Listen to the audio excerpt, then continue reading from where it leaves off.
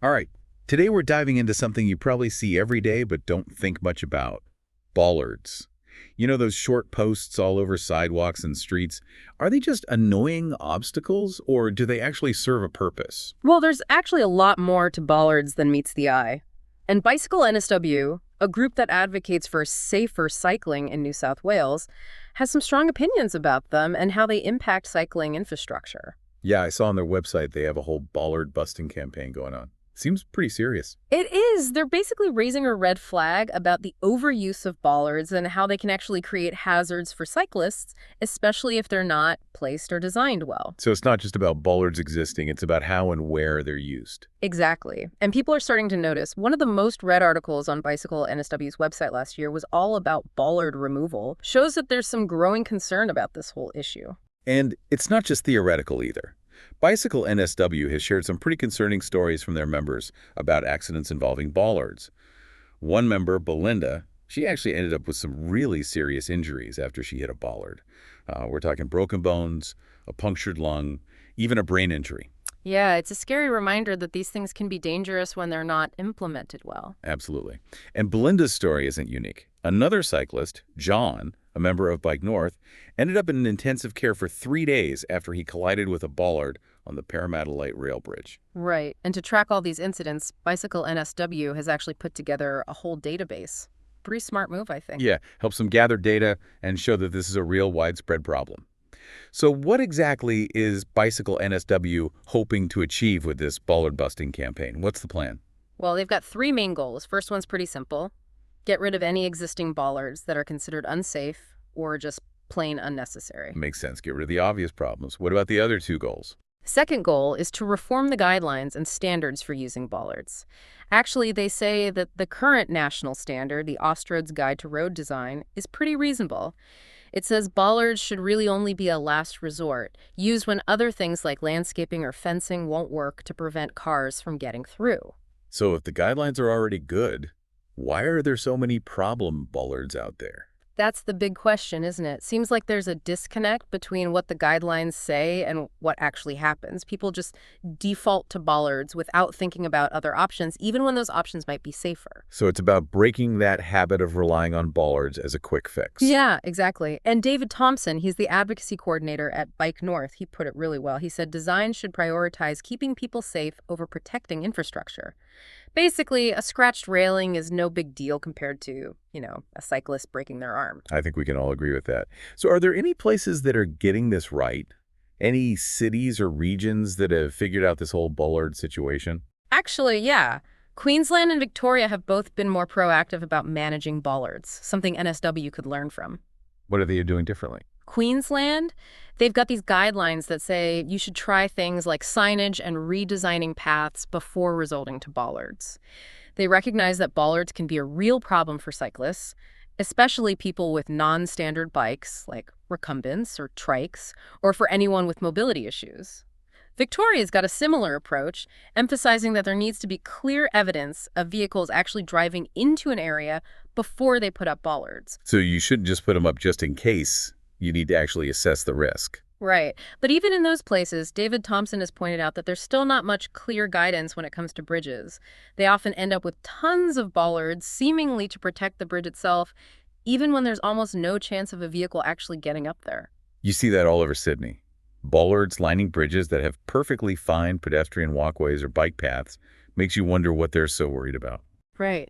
It's like they're expecting some kind of monster truck to suddenly appear and try to drive over the railing. Okay, so Bicycle NSW seems to have a point here. But to be fair, not all bollards are bad, are they? Sometimes they actually seem kind of helpful. That's true. And to be fair to Bicycle NSW, they're not saying we should get rid of all bollards.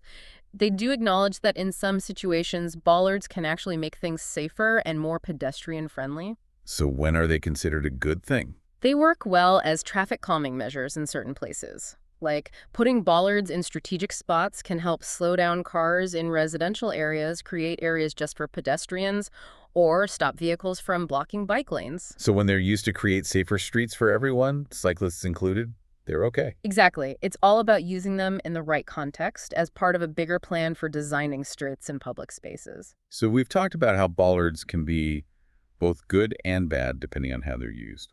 What can our listeners do about it? Do we just have to accept this bollard-filled world? Definitely not. Bicycle NSW wants everyone to get involved. How? What can we actually do to make a difference? First off, if you have any kind of run-in with a bollard, report it. That information helps them a lot in their advocacy work. So added to that database they've got. What else? Don't be afraid to ask your local council about bollards that seem unnecessary or dangerous. You have a voice, use it. And you could even think about joining Bicycle NSW or supporting their campaign in other ways. Even just sharing their message on social media can help. So we can all be bollard busters in our own way. Exactly. And they've already made some real progress. They've managed to get dangerous bollards removed from a bunch of spots, places like Fred Finch Park and Gilba Road in Wollongong, working with groups like Bike North and Illawarra BOG. That's really encouraging. Shows that change is possible if people speak up and work together. It definitely does. It's all about raising awareness and working together. It's great to hear that people are actually making a difference in this, bollard situation. So as we wrap up this deep dive, what are the big takeaways for our listeners? Well, I think the main thing is we should all be paying more attention to, the stuff that's built around us, especially when it comes to things like bike paths and stuff. It's easy to just ignore it all, but we need to start actually thinking about how our cities are designed and, whether they actually work for everyone. We can't just ride or walk past things without, thinking about them. We got to engage with our surroundings and ask questions, kind of like Bicycle NSW is doing with their bollard busting. Exactly. Like next time you see a bollard, don't just think of it as like an obstacle. Think about why it's there. Is it actually making things safer or is it just a hazard? And if it seems unnecessary, report it or talk to your local council. And what about the good bollards, the ones that are actually making streets safer?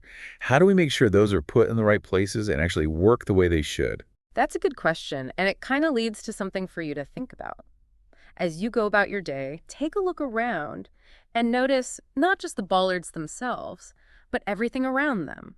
How can we design cities that are safe and enjoyable for everyone, whether they're on a bike, walking, or using, whatever other ways of getting around? It's about looking at the bigger picture, not just individual bollards, right? Yeah. Like how do we create cities that work for everyone? Exactly. And there's no single answer. It takes, people talking to each other, working together, and being willing to challenge the way things are done. We have to keep checking our designs, getting feedback from people, and changing things to create cities that work for everyone. Well said. So if anyone's interested in learning more about what Bicycle NSW is doing, we definitely recommend checking out their website. Yeah, they've got tons of information on their Bollard Busting campaign, ways to get involved, and even that database of bollard incidents we talked about. It's a great resource for anyone who wants to learn more about, safe cycling and how we design our cities. And hey, maybe you'll even be inspired to start your own bollard busting thing in your neighborhood. You never know. The power of people working together can be pretty amazing. It's interesting how something like a bollard, it seems so small and insignificant, can actually be like a symbol of a bigger conversation about how we, design our cities and who those designs actually benefit. It really is. Bollards, they're just like one little piece of the puzzle, but they show how the decisions we make when we design things can have a real impact on people's lives, especially people who get around by bike or on foot. And what I find interesting about all this is it's not just about, bollards as physical things. It's about the whole way of thinking that leads to putting them up in the first place. Right. It's about asking why things are the way they are and whether they could be better. And, not being afraid to challenge the way things have always been done. And it's really encouraging to see groups like Bicycle NSW, actually doing something about it and speaking up for safer, better cities. Yeah, they're definitely leading the way, and they're showing that when people work together, they can actually make a difference. So for everyone listening, you don't have to be like a bike expert or a city planner to have an opinion on this. Just by, paying attention to what's around you, asking questions and speaking up, you can actually help shape the future of our cities. Exactly. Every voice matters, and just by, noticing things and talking about them, you can help make cities safer, more fun, and easier to get around for everyone. That's a great point to end on. Thanks for joining us for this deep dive into the world of bollards. Who knew they were so interesting? It's been great talking about all this with you. Until next time, keep riding and keep those eyes peeled. And let's all work together to build cities that are truly for people.